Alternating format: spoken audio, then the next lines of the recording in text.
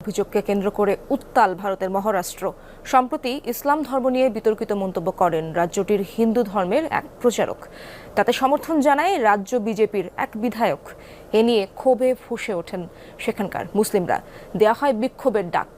প্রতিবাদে মুম্বাই অভিমুখে long March করছে হাজার হাজার মুসলিম। ডাইনিং জুড়ে সৌন্দর্যের পাহাড়, ইটালিয়ানো ওপেল গ্লাस, टाइमलेस एलिगन्स। या मुस्लिम धर्मामध्ये स्त्रियांवर जे हत्या घडतात त्याला कारण आहे, अत्याचाराचं हेच कारण आहे की त्यांचे आदर्शच अत्याचारी होते।